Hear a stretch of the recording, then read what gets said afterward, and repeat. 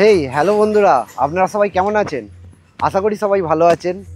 আজকে আবার একটা নতুন ভিডিওতে আমার সঙ্গে যুক্ত হন। আজকে আমার গন্তব্য বর্ধমান জেলার কাল্লা শহরের 108 শিব মন্দির। এটি একটি ঐতিহাসিক জায়গা, আর এই জায়গায় যেতে যেতে আপনাদেরকে রাস্তার সৌন্দর্যতা উপভোগ করাবো। তো চলুন আর দেরি না করে ভিডিও শুরু করা যাক।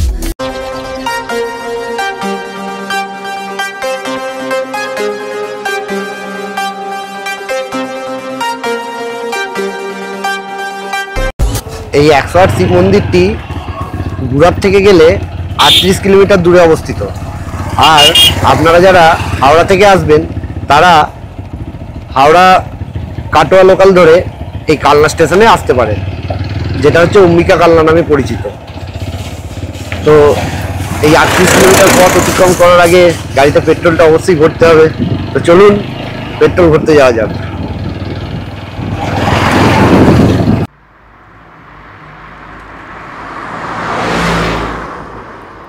এইখান থেকে শুরু হচ্ছে 11 নম্বর রাস্তা। এই রাস্তা ধরেই আপনাদেরকে কালনা যেতে হবে।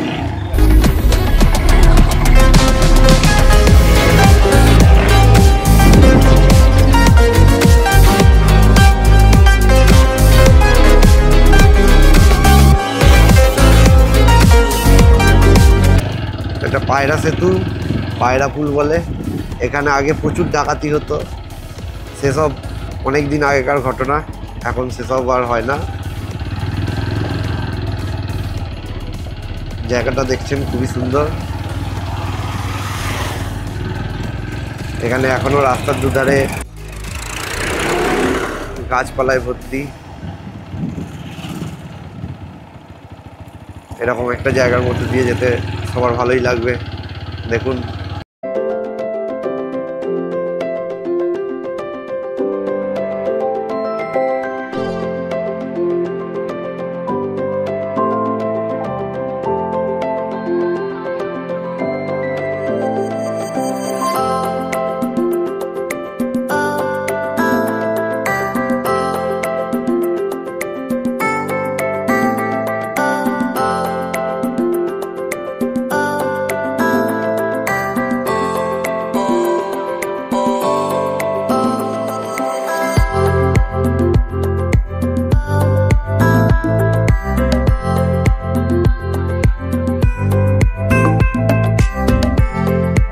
এখন এসে গেছি আমরা বইচি।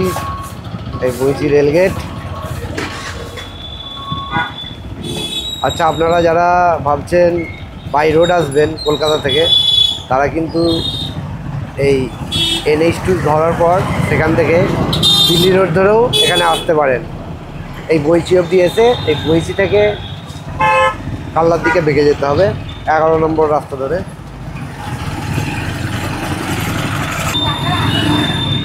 এই ডান দিকে চলে যাচ্ছে বইচি স্টেশন।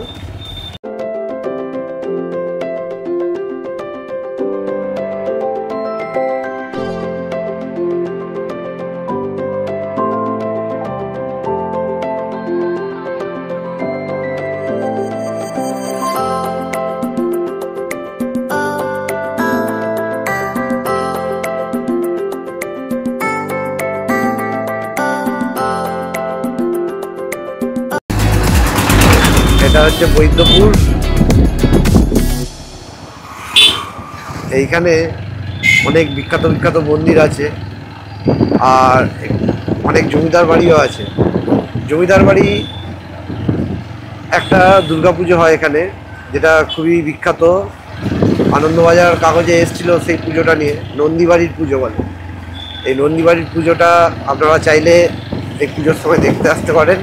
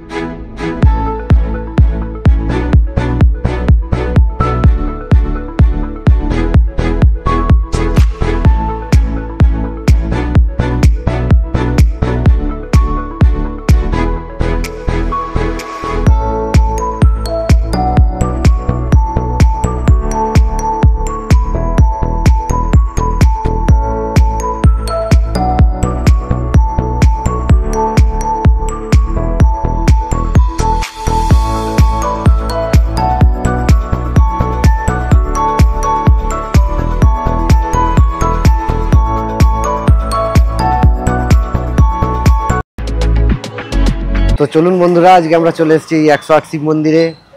এই মন্দিরটার ইতিহাস সম্বন্ধে যেমন বলবো বলেছিলাম, দেখুন এই মন্দিরটি 1809 সালে রাজা তেজচন্দ্র বাহাদুর নির্মাণ করেছিলেন।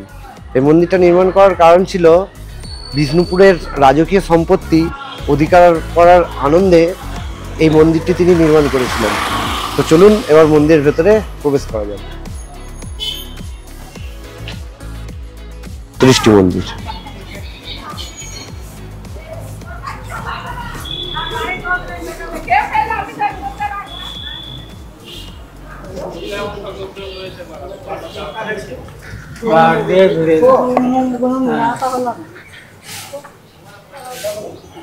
প্রতিটি মন্দিরেই রয়েছে একটি করে শিবলিঙ্গ। এই শিবলিঙ্গগুলো সাদা ও কালো রঙের, যা জন্ম আর মৃত্যুর প্রতীক হিসাবে ব্যবহৃত হয়।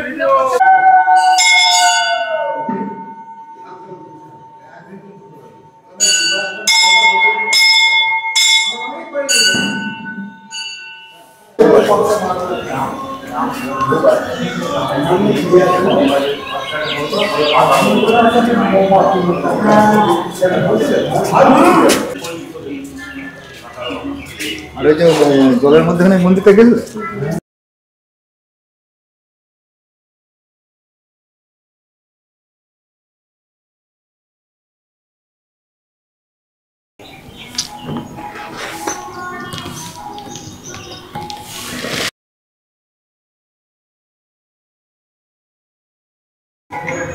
দেখতে পাচ্ছেন মন্দিরের গায়ে বিভিন্ন কারুকার্য করা আছে। এগুলো সব রামায়ণ মহাভারতেরই বিভিন্ন অংশের কারুকার্য এবং বিভিন্ন শিকার অংশের কারুকার্য করা আছে এখানে।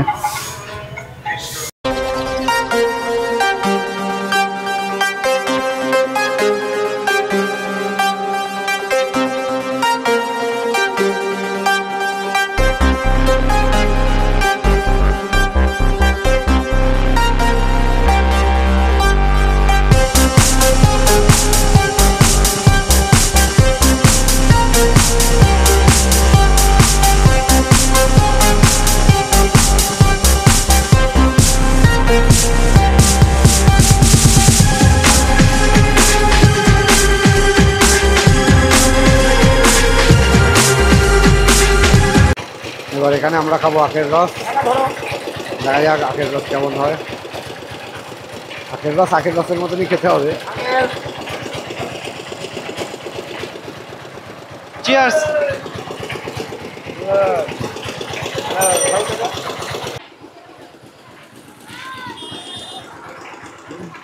তো মাঝি, ঘুরে কেমন লাগলো? ভালোই লাগছে এই গরমে। খিদেটা কেমন পেয়েছে ঘুরে? প্রচুর জোরে খিদে পেয়ে গেছে। এখান থেকে বেরিয়ে এবার আমরা যাচ্ছি গঙ্গা নদীর উদ্দেশ্যে। রাস্তার মাঝখানে প্রচুর জ্যাম, তাই ভাবলাম এখানে দাঁড়িয়ে কিছু কিছু খেয়ে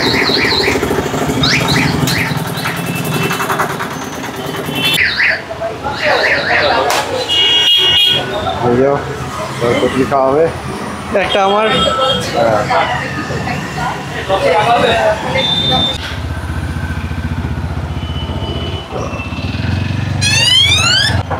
আমরা এই আনন্দময়ী সুইটস থেকে কচুরি মিষ্টি খেয়ে আবার যাচ্ছি গঙ্গার দিকে।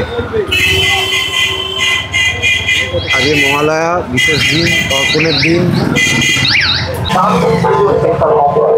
পুজো কেনাকাটার জন্য একমাত্র ঠিকানা টাটা রিলায়েন্স।